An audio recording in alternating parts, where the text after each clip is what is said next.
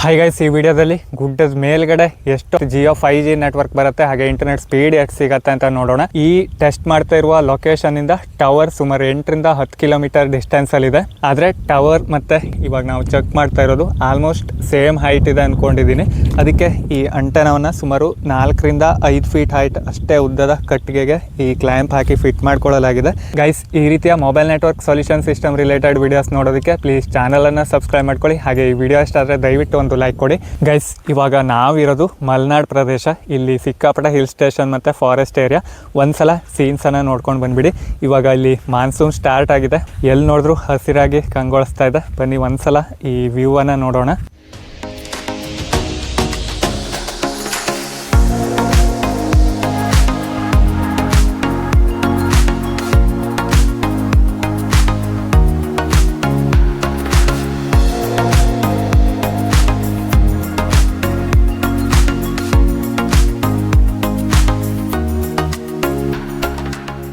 ಇವಾಗ DIY ಅಥವಾ ಜುಗಾಡ್ ರೀತಿಯ ಮೊಬೈಲ್ ನೆಟ್ವರ್ಕ್ ಸೊಲ್ಯೂಷನ್ ಸಿಸ್ಟಮನ್ನು ಸೆಟಪ್ ಮಾಡಿಕೊಂಡು ಯಾವ ರೀತಿ ಜಿಯೋ ಟ್ರೂ 5G ನೆಟ್ವರ್ಕ್ ಬರುತ್ತೆ ಹಾಗೆ ಇಂಟರ್ನೆಟ್ ಸ್ಪೀಡ್ ಎಷ್ಟು ಸಿಗುತ್ತೆ ಅಂತ ನೋಡೋಣ. ನೋಡಿ, ಈ ಹಿಂದೆಲ್ಲ ಟೆಸ್ಟ್ ಮಾಡಿದ ರೀತಿಯಲ್ಲ 5G ನೆಟ್ವರ್ಕ್ಗೋಸ್ಕರ ಈ LPD ಆ್ಯಂಟೆನಾವನ್ನು ಇಲ್ಲಿ ಆ್ಯಕ್ಚುಲಿ 12 dB LPD ಆ್ಯಂಟೆನಾ ಇದನ್ನು ಈ ರೀತಿ ಅಡ್ಡವಾಗಿ ಫಿಟ್ ಮಾಡಿಕೊಂಡು ಇದ್ರ ಜೊತೆ LMR 400 ಅಥವಾ ಕೋಆಕ್ಸಲ್ ಕೇಬಲನ್ನು ಒಂದು 6 ರಿಂದ 7 ಮೀಟರ್ ಲೆಂತ್ ಇದೆ. ಸೇಮ್ ಈ ಹಿಂದೆಲ್ಲ ಟೆಸ್ಟ್ ಮಾಡಿದ ಕೇಬಲ್ಲೇ. ಅದ್ರ ಜೊತೆ ಈ ಒಂದು ಮನೆಯಲ್ಲಿ ರೆಡಿ ಮಾಡ್ಕೊಂಡಿರುವ ಈ ರಿಸೀವರ್ ಪ್ಲೇಟನ್ನು ಕನೆಕ್ಟ್ ಮಾಡ್ಕೊಳ್ಬೇಕು. ಇದ್ರ ಮೇಲ್ಗಡೆ ಮೊಬೈಲನ್ನು ಇಟ್ಟು ನೆಟ್ವರ್ಕ್ ಎಷ್ಟು ಸಿಗುತ್ತೆ ಹಾಗೆ ಇಂಟರ್ನೆಟ್ ಸ್ಪೀಡ್ ಎಷ್ಟು ಸಿಗುತ್ತೆ ಅಂತ ಚೆಕ್ ಮಾಡೋದಕ್ಕಿಂತ ಮುಂಚೆ ಒಂದ್ಸಲ ಇವಾಗ ನಾವಿರೋದು ನೋಡಿ ಈ ರೀತಿಯ ಗುಡ್ಡದ ಟಾಪಲ್ಲಿ ಹೈಯೆಸ್ಟ್ ಪಾಯಿಂಟ್ ಇದು. ಇಲ್ಲಿ ನಾರ್ಮಲಾಗಿ ಮೊಬೈಲಲ್ಲಿ ಯಾವ ರೀತಿ ನೆಟ್ವರ್ಕ್ ಸಿಗುತ್ತೆ ಹಾಗೆ ಇಂಟರ್ನೆಟ್ ಸ್ಪೀಡ್ ಎಷ್ಟು ಸಿಗುತ್ತೆ ಅಂತ ನೋಡೋಣ. ಈ ಹಿಂದೆ ಚೆಕ್ ಮಾಡಿದ ಮೊಬೈಲೇ ನೋಡಿ, ವಿವೋ Y31 5G ಮೊಬೈಲ್. ಇದರಲ್ಲಿ ಆಲ್ರೆಡಿ ಜಿಯೋ ಸಿಮ್ ಇದೆ ಮತ್ತು ಜಿಯೋ 5G ಪ್ಲ್ಯಾನ್ ಆ್ಯಕ್ಟಿವೇಷನ್ನಲ್ಲಿದೆ. ಇವಾಗ ನೆಟ್ವರ್ಕ್ ಎಷ್ಟು ಸಿಗುತ್ತೆ ಹಾಗೆ ಇಂಟರ್ನೆಟ್ ಸ್ಪೀಡ್ ಎಷ್ಟು ಸಿಗುತ್ತೆ ಅಂತ ನೋಡೋಣ. ಇವಾಗ ನೋಡಿ, ನೆಟ್ ಮಾಸ್ಟರ್ ಆ್ಯಪನ್ನು ಆಲ್ರೆಡಿ ಆನ್ ಮಾಡ್ಕೊಳ್ಳಲಾಗಿದೆ. ನೋಡಿ, ಜಿಯೋ 5G SA 700 ಅಂದರೆ 700 ಫ್ರೀಕ್ವೆನ್ಸಿಯಲ್ಲಿ ವರ್ಕ್ ಆಗ್ತಾ ಇರೋದು. ನೆಟ್ವರ್ಕ್ ಸ್ಟ್ರೆಂತ್ ಬಂದುಬಿಟ್ಟು ನೋಡಿ -104 dBm ಬರ್ತಾ ಇದೆ. ಇವಾಗ ನಾವು ಆ್ಯಂಗಲನ್ನು ನೋಡಿ ಈ ರೀತಿ ಸೆಟ್ ಮಾಡ್ತಾ ಹೋದರೆ ಇವಾಗ ಮ್ಯಾಕ್ಸಿಮಮ್ ನೋಡಿ -102 dBmವರೆಗೂ ಸಿಕ್ಕಿದೆ. ಆದರೆ ಟವರ್ ಈ ಡೈರೆಕ್ಷನಲ್ಲೇ ಎಕ್ಸಾಕ್ಟಾಗಿ ಬರುತ್ತೆ ಅಂತ ಆಯಿತು. ಇವಾಗ ಇಂಟರ್ನೆಟ್ ಸ್ಪೀಡಲ್ಲಿ ಡೌನ್ಲೋಡ್ ಸ್ಪೀಡ್ ಅಪ್ಲೋಡ್ ಸ್ಪೀಡ್ ಎಷ್ಟು ಸಿಗತ್ತೆ ಅಂತ ನೋಡೋಣ. ಚಿಕ್ಕದಾಗಿ ಮಳೆ ಬರ್ತಾ ಇದೆ, ಅದಕ್ಕೆ ಛತ್ರಿಯನ್ನೆಲ್ಲ ಹಿಡ್ಕೊಂಡು ಇವಾಗ ಟೆಸ್ಟ್ ಮಾಡಲಾಗ್ತಿದೆ. ಇವಾಗ ಸಿಗ್ನಲ್ ಸೇಮ್ ಇದೆ. ಇನ್ನೊಂದು ಸಲ ಇಂಟರ್ನೆಟ್ ಸ್ಪೀಡನ್ನು ಚೆಕ್ ಮಾಡೋಣ. ಇವಾಗ ಪ್ರಾಪರಾಗಿ ಡೌನ್ಲೋಡ್ ಸ್ಪೀಡ್ ನೋಡಿ ಕರೆಕ್ಟಾಗಿ ತೋರಿಸ್ತಾ ಇದೆ. ಇಲ್ಲಿ 10 MB ಹೋಗ್ತಾ ಇದೆ ಅಂದರೆ ಅಲ್ಲಿ ಇನ್ಬಿಲ್ಟಲ್ಲಿ 1.5 ರಿಂದ 2 MB ನಮಗೆ ಎಕ್ಸಾಕ್ಟ್ ಯೂಸ್ ಮಾಡೋದಕ್ಕೆ ಸಿಗತ್ತೆ. ಇವಾಗ ಅಪ್ಲೋಡ್ ಸ್ಪೀಡ್ ನೋಡಿ 5 ರಿಂದ 6 MB ಅಪ್ಲೋಡ್ ಸ್ಪೀಡ್ ಸಿಗ್ತಾ ಇದೆ. ಇದನ್ನು ಒಂದು ಸ್ಕ್ರೀನ್ಶಾಟ್ ಕ್ಲಿಕ್ ಮಾಡಿ ವಿಡಿಯೋದಲ್ಲಿ ಹಾಕಿರ್ತೀನಿ. ಇವಾಗ ನೋಡಿ, ಇದು ಯಾವುದೇ ರೀತಿ ಎಕ್ಸ್ಟರ್ನಲ್ ಅಂಟೆನಾ ಇಲ್ಲದೆ ನಾರ್ಮಲಾಗಿ ಮೊಬೈಲಲ್ಲೇ ಈ ಗುಡ್ಡದ ಟಾಪಲ್ಲಿ ನೆಟ್ವರ್ಕನ್ನು ಚೆಕ್ ಮಾಡಿರೋದು. ಪ್ರಾಪರಾಗಿ ಇನ್ಸ್ಟಾಲ್ ಯಾವುದೂ ಮಾಡಿಲ್ಲ. ಇಲ್ಲಿ ವಾಟರ್ ಪ್ರೂಫ್ ರೀತಿ ನೋಡಿ ಈ ಕನೆಕ್ಟರ್ ಮೇಲ್ಗಡೆ ಎಲ್ಲ ಕರೆಕ್ಟಾಗಿ ಟೇಪನ್ನು ಅಪ್ಲೈ ಮಾಡಬೇಕು. ನೀರು ಒಳಗಡೆ ಹೋಗಿಬಿಟ್ರೆ ಶಾರ್ಟಾಗಿ ಕೇಬಲು ಡ್ಯಾಮೇಜ್ ಆಗುತ್ತೆ ಮತ್ತು ನೆಟ್ವರ್ಕು ಸರಿಯಾಗಿ ಸಿಗೋದಿಲ್ಲ. ಇವಾಗ ಈ ಕೋಆಕ್ಸಲ್ ಕೇಬಲನ್ನು ಇನ್ನೊಂದು ಎಂಡಲ್ಲಿ ನೋಡಿ ಈ ಒಂದು N2F ಕನೆಕ್ಟರ್ ಏನಿದೆ ಇದನ್ನು ಇವಾಗ ಈ ಜುಗಾಡ್ ಬೂಸ್ಟರ್ ಅಥವಾ ಈ home made network receiver plate ಜೊತೆ ಕನೆಕ್ಟ್ ಮಾಡ್ಕೊಳ್ಳೋಣ. ನೋಡಿ, ಈ ಎಕ್ಸ್ಟರ್ನಲ್ ಅಂಟೆನಾ ಅಥವಾ LPDA ಅಂಟೆನಾವನ್ನು ಎಕ್ಸಾಕ್ಟ್ ಟವರ್ ಡೈರೆಕ್ಷನಲ್ಲಿ ಈ ರೀತಿ ಸೆಟ್ ಮಾಡಲಾಗಿದೆ. ಇವಾಗ ಈ ಹಿಂದೆಲ್ಲ ಹೇಳಿದಾಗೆ ಈ ವಿವೋ ಮೊಬೈಲ್ ಏನಿದೆ ನೆಟ್ವರ್ಕ್ ಅಂಟೆನಾ ಮೇ ಬಿ ಮೇಲ್ಗಡೆ ಇರುತ್ತೆ. ಅದಕ್ಕೆ ಈ ರಿಸೀವರ್ ಪ್ಲೇಟ್ ಮೇಲ್ಗಡೆ ಇಲ್ಲಿ ಮೇಲ್ಗಡೆ ಕಾಪರ್ ಕಾಯಿಲ್ ಇರುತ್ತೆ. ಉಳಿದ ಸ್ಯಾಮ್ಸಂಗ್ ಮತ್ತು ರೆಡ್ಮಿ ಆಲ್ಮೋಸ್ಟ್ ಮೊಬೈಲ್ ಎಲ್ಲ ಈ ರೀತಿ ಈ ಡೈರೆಕ್ಷನಲ್ಲಿ ಇಟ್ಟರೆ ಚೆನ್ನಾಗಿ ಬರುತ್ತೆ. ವಿವೋ ಒಪ್ಪೋ ಮೊಬೈಲ್ಗಳಲ್ಲಿ ಮಾತ್ರ ನೆಟ್ವರ್ಕ್ IC ಅಥವಾ ಅಂಟೆನಾ ಏನಿರುತ್ತೆ ಮೇಲ್ಗಡೆ ಇರ್ಬೋದು. ಅದಕ್ಕೆ ಇಲ್ಲಿ ಇಟ್ಟರೆ ಮಾತ್ರ ಚೆನ್ನಾಗಿ ನೆಟ್ವರ್ಕ್ ಸಿಗುತ್ತೆ. ಹಿಂದೆ ವಿಡಿಯೋದಲ್ಲೆಲ್ಲ ನೋಡಿರ್ಬೋದು, ಹೊರಗಡೆ -104.5 ಹೈಯೆಸ್ಟ್ ನೆಟ್ವರ್ಕ್ ಸ್ಟ್ರೆಂತ್ ಇತ್ತಲ್ವ. ಇವಾಗ ಈ ಅಂಟೆನಾ ಮತ್ತು ಜುಗಾಡ್ ಬೂಸ್ಟರ್ ಜೊತೆ ಇದರಲ್ಲಿ ಯಾವುದೇ ರೀತಿ ಪವರ್ ಸಪ್ಲೈ ಇಲ್ಲ ಅಥವಾ ಎಕ್ಸ್ಟ್ರಾ ಯಾವುದು ಅಂಟೆನಾ ಎಲ್ಲ ಇಲ್ಲ.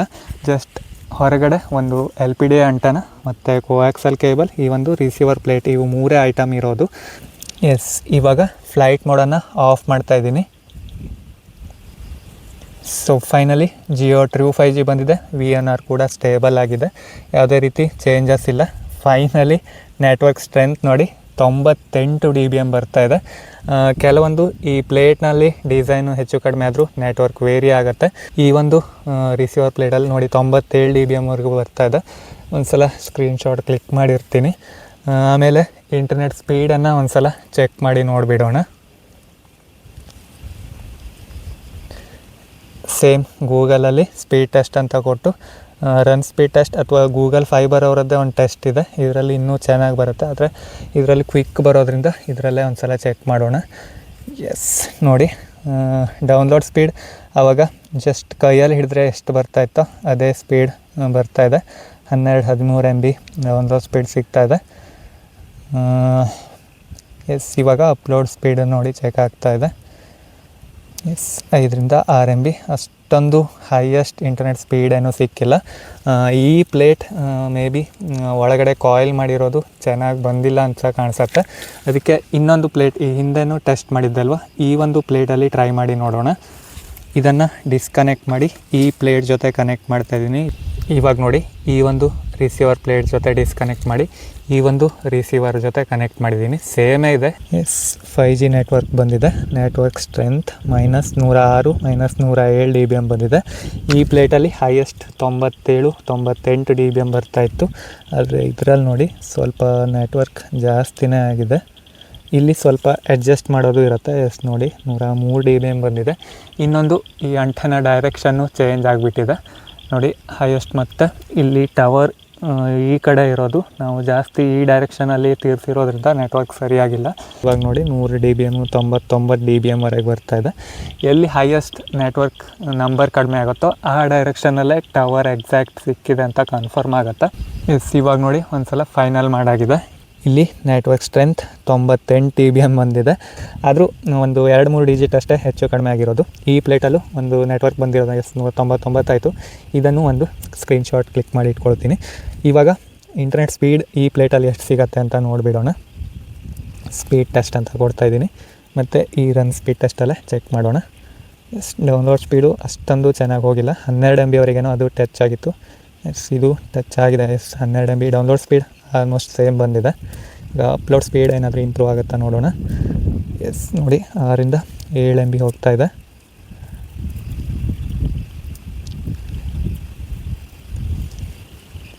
ಎಸ್, ಇವಾಗ 11.8 MB download speed, 7.36 MB upload speed ಸಿಕ್ಕಿದೆ. ಗೈಸ್, ಜಿಯೋ 5G ನೆಟ್ವರ್ಕ್ ಸರಿಯಾಗಿ ಸಿಗದೇ ಇರೋದಕ್ಕೆ ವೆದರ್ ಕೂಡ ಒಂದು ರೀಸನ್ ಆಗುತ್ತೆ ಅಂತ ಹೇಳಿದ್ದೀನಿ. ಇನ್ನೊಂದು ರೀಸನ್ ಏನಂದರೆ, ಈ ಕವರನ್ನು ರಿಮೂವ್ ಮಾಡಿದರೂ ಕೂಡ ನೆಟ್ವರ್ಕಲ್ಲಿ ಸ್ವಲ್ಪ ಹೆಚ್ಚು ಕಡಿಮೆ ಆಗ್ಬೋದು. ಅದನ್ನು ಟೆಸ್ಟ್ ಮಾಡಿ ನೋಡಿಬಿಡೋಣ ಬನ್ನಿ. ಇವಾಗ ಈ ಮೊಬೈಲ್ ಬ್ಯಾಕ್ ಕವರನ್ನು ರಿಮೂವ್ ಮಾಡ್ತಾಯಿದ್ದೀನಿ. ಜಸ್ಟ್ ಕವರ್ ಇದ್ದಾವಾಗ ಹೈಯೆಸ್ಟ್ 97-98 dBmವರೆಗೆ ಸಿಕ್ಕಿತ್ತು. ನೆಕ್ಸ್ಟ್ ಈ ರಿಸೀವರ್ ಮೇಲೆ ಇಟ್ಟಾವಾಗ ನೆಟ್ವರ್ಕ್ ಎಷ್ಟು ಸಿಗತ್ತೆ ಅಂತ ನೋಡೋಣ.